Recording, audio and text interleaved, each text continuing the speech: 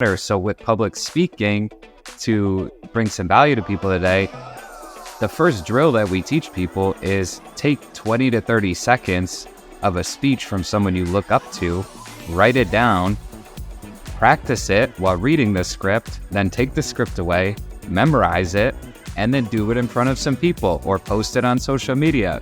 And if you can do that, then you start getting inside the mind of the greats. And I started noticing things coming out of my voice that I had never had before. That started to resemble a lot of these people, and it was because of that simple drill. Wow. I guess anybody watching us or listening to us, please rewind it, because this is the real truth. Hi guys, this is Vinney Chopra today with you, and bro, my co-host. We have a great guest today in the house. Brandon Gaydorus is in the house. And he's been just ironical, how to really speak right, how to have entrepreneurs to really hone in the skill, which we get paid to really talk every day, every single day. How can we be more effective? So we're going to be hastily sharing some great nuggets. Brandon, welcome. Oh, thanks so much. I appreciate you having me on. I'm excited to bring some value today and hear a little bit about you guys too. So tell us a little bit about your, it was very heartwarming to see. Well, you have a heart and maybe warming heart, in your website also. So share, how did you start with that? And what's the whole concept behind it? Yeah, so when I pursued my first career, I gave it everything I had from 17 to essentially 26. At 26, I got voted top 50 in America, and I was sitting there on New Year's Eve around 200 people, and I felt lonely, even though there was people around, and I felt the most unfulfilled that I had probably ever been in my professional career, and I just got nominated to something that I'd always dreamt of. So I took a lot of time to think, okay, what do I really want? And I had already started this idea behind Warmart Life, which was helping people, because I felt like if there was more warm hearts out there, then we can make this world collectively a better place. And it may sound a little corny, but I was really influenced by this concept by the movie Pay It Forward. The teacher put something on there. He said, think of an idea that can change the world and put it into action. And that's your year-long extra credit assignment. And he was teaching 7th graders this. And Trevor McKinney, the 7th grader, he said, okay, I can't change the world by myself, but what's an action that I could take that can create momentum? And so he's like, okay, let me help pay 3 people a favor and not ask for anything in return except for them to pay 3 more people a favor.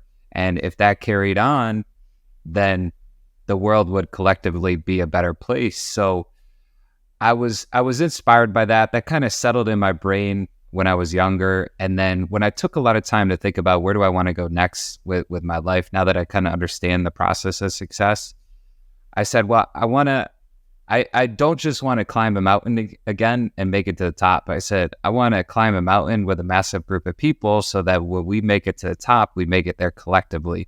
We could cheers together. We could hug together. We could celebrate together. We could embrace the good times together. So I started Warmart Life off of core values. For the first year, I didn't have a product. I didn't have a service. I just said, what are the most successful companies in the world? Walmart, Amazon, Pandora Jewelers, Starbucks. I studied companies like that, and I put together core values. And I would just say the core values pretty much every day for probably almost a year. And what that started to lead into was, hey, what are the problems that people are facing? And I started with a mentorship internship program for high school and college students. And I did that for about 2 years. I turned that into a book called Skip College, Read This. Had my first personal development event. And my mentor said, he said, Brandon, you have a big enough following. I've been a guest on your mentor calls for 2 years now. He said, you're ready to start teaching a speaker school. And I said, you're crazy. Like, that's your thing. And he said, trust me, you're ready. He didn't give me any format or anything. He just said, go for it. So I took his speaker school 5 years ago from today, a little over 5 years ago. But at that point, I had taken his speaker school about 3 years prior. And I thought his speaker school was the most valuable thing I had invested in my life. If more valuable than college, more valuable than a lot of these other things that I went to, these conferences and all that stuff. And I even got my master's degree, more valuable than that. But I said it was the most valuable thing I've ever invested in if I practice it on a consistent basis. If I didn't, maybe it was worth it, maybe it wasn't. So for those 3 years, I had practiced what he said throughout that speaker school for essentially 3 years straight. And so that's where it kind of all started. And then when he challenged me, I called the best speaker I knew in the area. I said, hey, do you want to start teaching a speaker school? And he said, let's do it. Within a week, we had 10 people signed up and we did it. And then we were blown away by the feedback. So we kept doing it. And now eventually this year, we did a national tour to Laguna Beach, California, Chicago, New York City, Toronto, Stamford, Connecticut, which is where I live. And it was an exciting last couple of years doing that. Hold on, San Francisco, Silicon Valley. How about Danville, California, brother? I'm willing to teach it anywhere as long as the people are there. Let's crush it. Let's crush it this year. Definitely. I'm so impressed with your inspiring story. And I really believe that we can all pay forward without expecting anything. And that's the real motto of my 2024. And I know Bose is too. Business will come. People will flock to us. I'm having more appointments than ever before. People coming out, out of the woodworks. But the key thing is to pay it forward. And I love that 3 things which you just said. If you can help 3 people, let them spread it to the next 3 and next 3 and next 3. So just tell us, so what are certain, maybe 5 things one should do to become a better speaker? Great question. So I wrote this poem once. I thought I was good until I saw great. It was then when I understood what achieving my dreams would take. So what does that mean? Well, it means you could think you're the best real estate investor in the world. It means you could think you're the best podcast host in the world. But then, for example, podcast hosts, you go inside Joe Rogan's studio. You get to spend a day with Joe Rogan, seeing how he interacts with guests, seeing how he interacts with his team, seeing what software he uses, talking to the videographer, experiencing the stories he has. How does he transition from different questions? And you spend a day inside the mind of one of the greatest to ever do it. And all of a sudden, when you leave there, you start to understand. Somebody very, very close to me just went through his course just in the last December month, It's so important what you're telling me right now. I even have an episode right after when she came out of the course. She went through Joe Rogan's podcast. He has a podcast course. I didn't even know that. He's got a speaker's course, actually. Yeah, in Florida, right? Is that the same person? Maybe it is, Brandon, right? Fort Myers, or Naples, Florida, I think. Oh, wow. Anyway, yeah, please go ahead. Yeah. Yeah, but when you see that, then you start to understand the things that you could do better to eventually be there someday. Because if you don't see that, you probably think you're good. It's almost like if you're the best high school basketball player on the team and no one could come even close to you, and then you go to University of North Carolina and everybody's better than you. You're going to be forced to get better if you want to play. And because you're seeing people who are better, it's going to allow you to understand how you can be more productive in your practice, what questions you can ask your coach, how do you watch film, and look for those little things to do better. So with public speaking, to bring some value to people today, the first drill that we teach people is take 20 to 30 seconds of a speech from someone you look up to, write it down, practice it while reading the script, then take the script away, memorize it, and then do it in front of some people or post it on social media.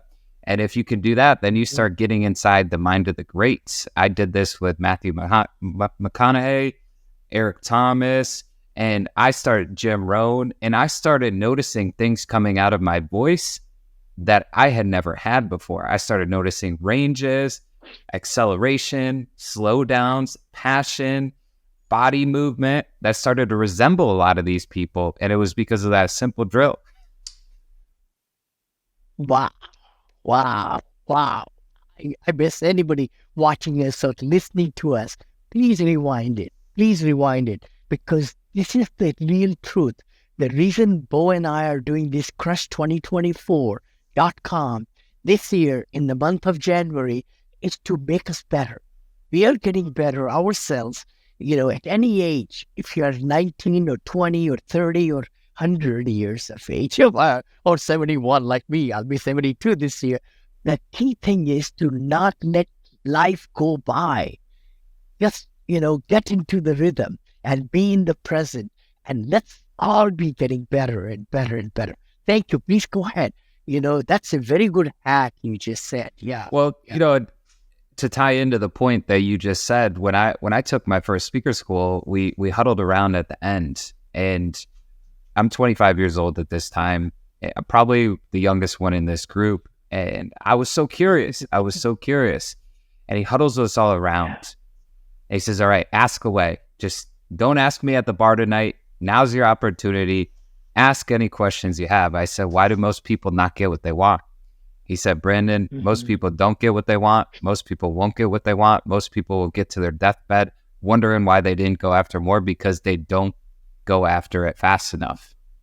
They see something and then they make an excuse of why not to do it, instead of saying, hey, I'm going to go for this. If I fail, I'm going to fail forward. I'm going to figure this out along the way. So if you're looking to become a better speaker, the best thing you could do is just start. You're not going to get these big speaking engagements right away. You're just not going to happen. You may get one from a warm lead, and maybe it goes okay. Maybe you think you crushed it, but in reality, if you go to a bigger event, you're going to realize how much work you have to do.